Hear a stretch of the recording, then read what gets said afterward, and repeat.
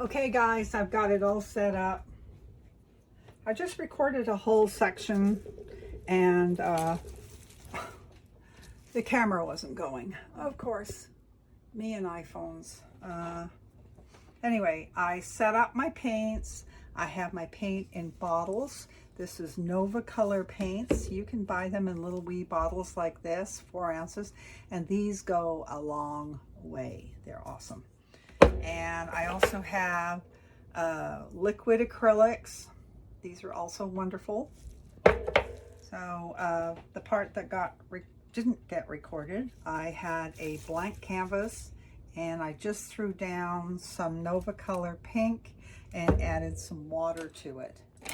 So that's where we're at right now. I'm gonna just smear that around a little bit. And I use, for traveling, I use a small palette like this, and they're little pages, and they're handy dandy. If you don't have one of these, just use your throwaway plates, you know, paper plates. Make sure that they've got a good seal on them, otherwise they suck up your paint. But yeah, that's pretty easy to do. And then here's these guys, Amsterdam liquid acrylics. And I also keep around clear gesso, and what I use this for is if I'm doing painting and then I do mark making over top of, I like to use pencils and Caran d'Ache crayons, which are a water base. I put this down first, then you can use those items over top of it and it will grab, because otherwise you're slipping and sliding on acrylics.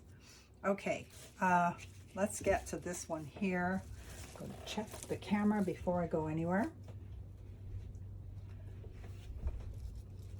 All right. You can see the camera kind of jiggling. It's because I have it attached to the table, and every time you move on a trailer, the trailer moves. So I'm in the bump out of the trailer on a tiny dining room table, and there's 2 cats and 2 dogs in here running loose.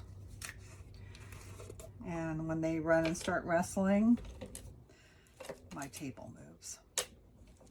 Okay, I am going to put some white marks down on this one here.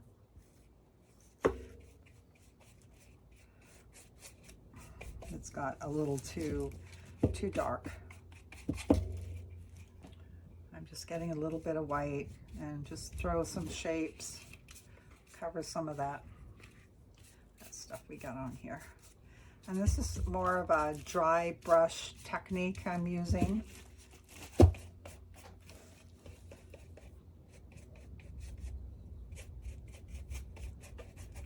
There we go. All right, that's almost dry. Now, if you have problems with mud when you're painting, and when I started painting, yes, I had trouble with mud. A good technique is to pick out your colors. So let's put down the warm colors first. If you don't mix your warm and cools, then your likelihood of getting mud is lower. So we'll put the warm colors right here. So we got reds, and we've got yellow, we got hot pink, and there we go, fluorescent hot pink right there. Okay, so we have those. So we'll start laying those down first. And I will scoop some colors out. I want, this is fluorescent magenta. Let's put a bit of this down. You don't need a whole lot. So we got that one. And let's see, here's some white. I go through a lot of white. And it seems we're plugged. It's not going to work. All right. I'll use a different bottle of white. I'll use this one.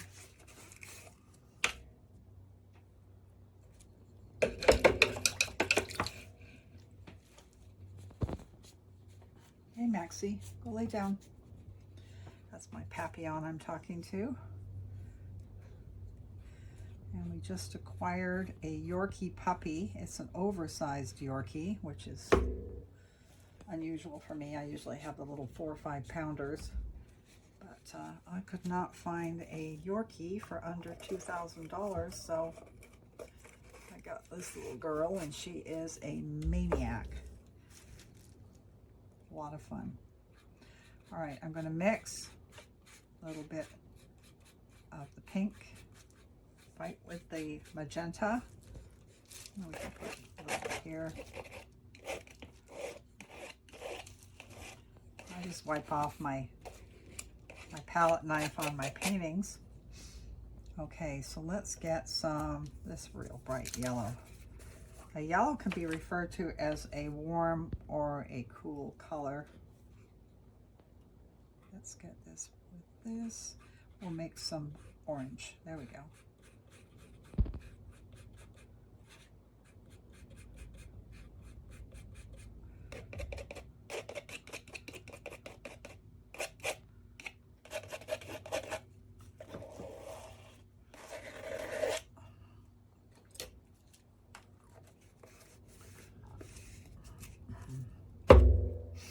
Okay, let's go with,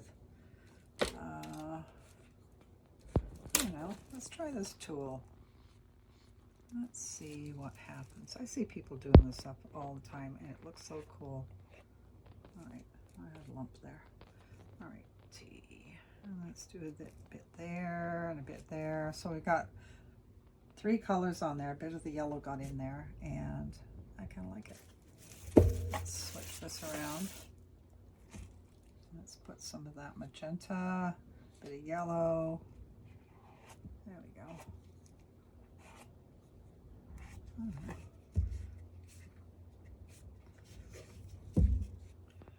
And put some here. These are fun things to use. I don't know what it's called, but I like them. And get down a bunch of paint. There we go. And move on. There we go. A bit more. There. That's kind of looking pretty already. And take your goobers out of there. Sometimes you have little lumps of paint. If you don't want them, take them out early. All right. All right. Let's move over to this guy. Not crazy about that underpainting of blue, but let's go with some, I'm going to mix up some pink. Alrighty. And we'll have less of that blue peeking out. Blue is a cool color.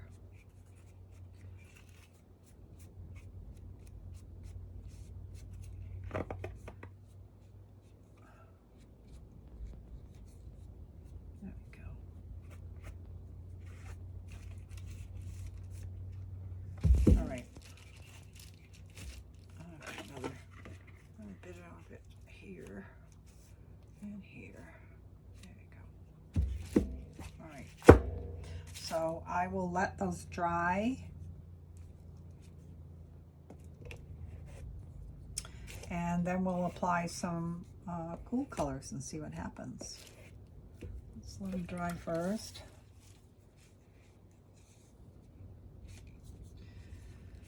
And let's have a little fun with stencils. I've got a stencil here, and I'm going to, I have these plates, and I sealed it with some clear gesso, so I can use it as an extra palette. I just don't have enough palette here. And I have this little spongy thing, and as you can see, the cat got a hold of it. It's got all kinds of punctures in it. And let's see. Let's get a nice blue. Oh. Well, that didn't work so well. Nice. I'm going to use this. Oh, great. Now I have a cat. So on.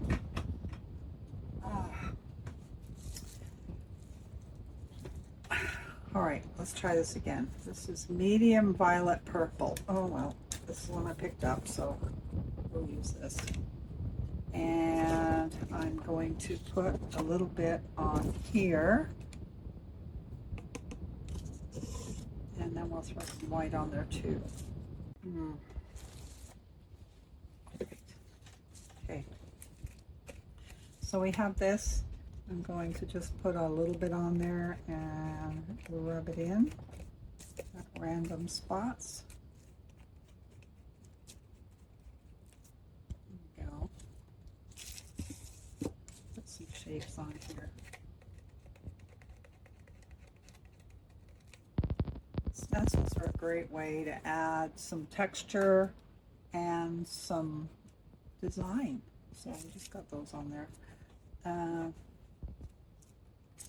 going to do a circle here. Now at this stage of the game, you don't have to worry about being precise, because everything you do, you can go over it with something else, and sometimes we kind of cover things.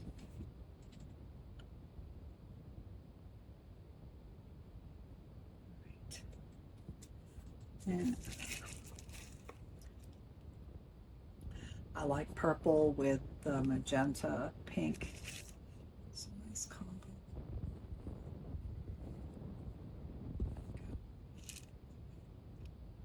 Get some water on here.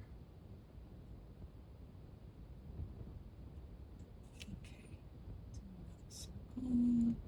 And take it right around your sides. What I've got here is 1.5 inch sides on my canvas. It's really nice because then they can be sold without having to be framed. People don't frame anymore. They just stick paintings up on the wall. All right, let's put some little marks here and there. Let's do 3. The rule of thirds. Okay. Let's go there. Let's move over to the other one while that's drying. Okay.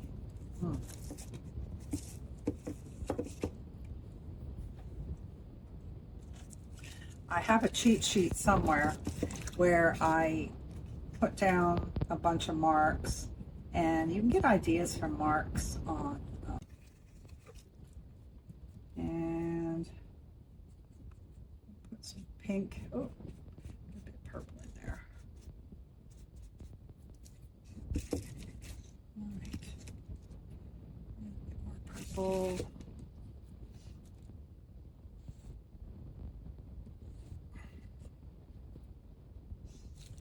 Oh boy.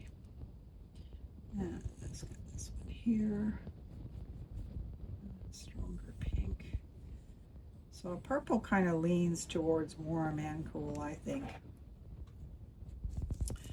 depending on how much pink you put in the purple. And it's quite compatible with the colors I have right now. And purple is a complement of yellow. So when you put purple right next to yellow, it makes them vibrate. It just makes it pop.